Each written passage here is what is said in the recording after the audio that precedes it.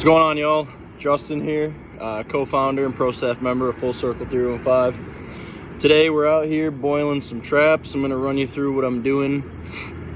Nothing too in-depth, just trying to get ready for the trapping season. I'm sure you can probably see my breath a little bit. It's pretty chilly out here, probably 38, 40 degrees right around there.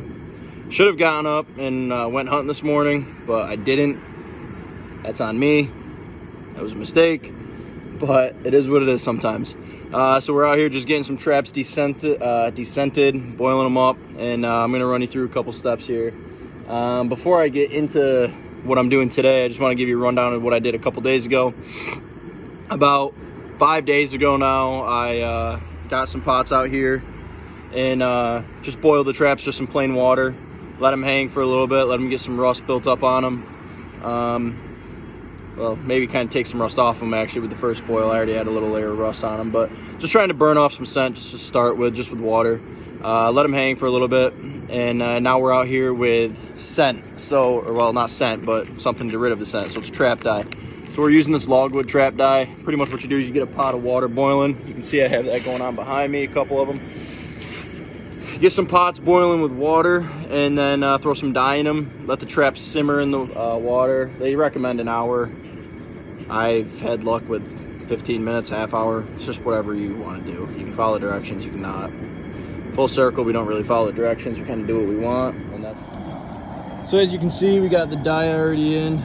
Get a rolling boil going. This one we're still waiting. It's a little bit bigger of a pot. But. So what you want to do while you're waiting for your water to boil, well, your dye to boil, you want to check your traps out and stuff. Okay, so here we have a Duke number 3, 3-inch trap, mainly coyotes. You'll catch some fox in it. You want to have your pan set to where maybe if a fox was to step on it, you're really not going to catch fox, but it happens, especially up here. And honestly, we're doing predator control. We're not doing coyotes only, we're doing predator control. So raccoons, possum, fox, coyotes, anything that steps into here, hoping to get them off our property. For deer, turkeys, pheasant, anything that we can kind of prevent from getting killed from these predators. So pretty much all we do, what I do anyways, is check your pan. This pan's a little loose, so I'm going to get a screwdriver and tighten that down a little bit, make sure I have a little bit more tension on it. You can see it just kind of flops there. Check, make sure your trigger here is all good, and then I like to set them, and then I'll flip it over here. Okay, so now we have a set number 3. That's what it looks like here. So this is your dead jaw. This is, you don't have a trigger on it, so you can flip that up. That's what I usually do. Hold it on the base here. And that's how you're gonna really set your pan there. So you can get a level pan when you're putting it in the ground. But I'm just checking the functionality of this trap. So what I'm gonna do, get that dead jaw, make sure your hand isn't above that dead jaw. You can see him underneath it here. So do that, just hold down on the base of the trap, nothing to be scared of, just got some dust in my eyes, but nothing to be scared of, just hold it down, set it. This trap's good. So we have foot traps. So I do have fox specific traps. Those are 2s, and they're a little bit smaller than this one. So here's a 3. If you give me a second, I'll grab a 2 and show it to you. That's a 2. About the same thing, a little bit smaller though. Another thing that I like to do when I'm boiling is take a nail, and you can see that there's a gap right here, so your dye can get in there. But I like to wedge a nail right in here. So that's in there. Now you can see it opens up that gap there, so your dye can get down into there, get scents off these trap jaws as well.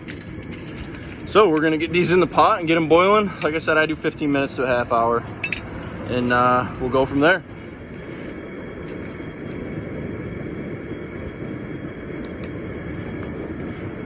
And when you're boiling traps, you don't want to actually boil them. You want to get that dye up to a boil and then tone it back a little bit and just let them kind of simmer there. Make sure that dye really sets into the traps. That's pretty much it. The rest is a waiting game.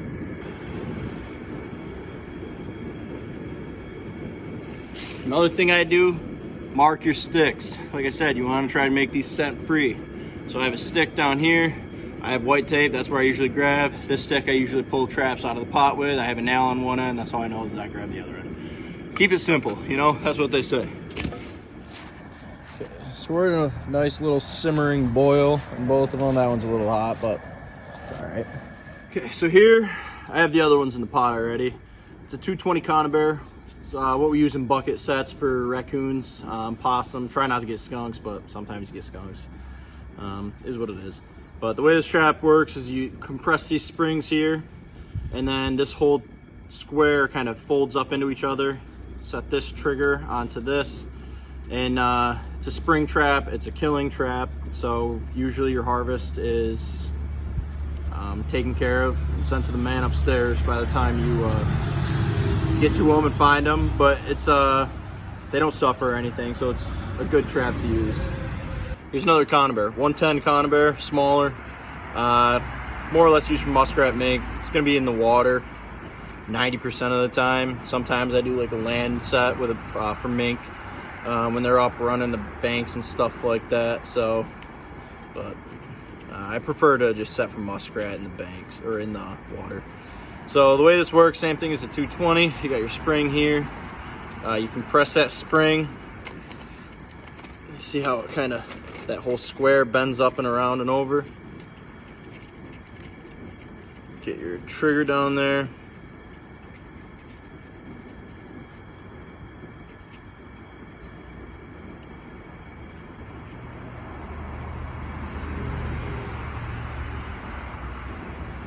Okay, so that is a set 110 conibear. The way it works, they're gonna come in, they're gonna hit that trigger, and these jaws are gonna pop apart and compress down on it. It's a trap. These are gonna come out, they're gonna be dyed. They're gonna look almost like a dark brown, blackish. They're gonna have a little bit of like a vinegary scent to them that I can smell, but you're gonna wanna let them sit for about a day or so, and then they're ready to set. So, here we have a dyed, boiled number 3 coyote trap. See, it's still steaming, it's coming hot out of the pot, but it's black, dyed up, got all that scent off that we don't want on there. We're gonna hang it up in the barn here. It's just an outdoor, like, no insulation, no type of anything, some airflow through it. It's an old barn from probably the 1800s, so natural smells, and that trap is ready to go. We're gonna let it hang, we're gonna let it sit for a little bit, and then we're gonna get her set, and hopefully we can get a coyote there for you. So what I'm gonna do is I'm gonna keep this pot up and boiling. I'm gonna get my tools now. I'm gonna make sure that I have all my tools that I use to descent. So I have all my tools, my trapping tools. So I got my gloves back there that I set my traps with. I got my pan covers, don't really use those though. So now I have my hammer here to grab the stakes in. The stake driver, the way this works is you set that into there, right there, goes in there, hammer this down into the ground, not going anywhere. Got some little trowels, another hammer, so if I want to really get that ground dug up there. Sifter, rakes, anything I would need for setting my traps. I do mainly dirt holes for coyotes and fox, step down dirt holes. I'll do some hay sets, regular flat dirt holes, some doubles at a site, singles, doesn't really matter. Set on sign. So what I'm doing here, literally just gonna get a quick dunk in there, let it sit for a little bit. Oh, you probably want to see it. Let it sit for a little bit. I'm just getting the scent off everything. My hands are going to be on the handle, so I don't worry about that, and it's rubber, so. But anything that's going to touch where a trap might touch.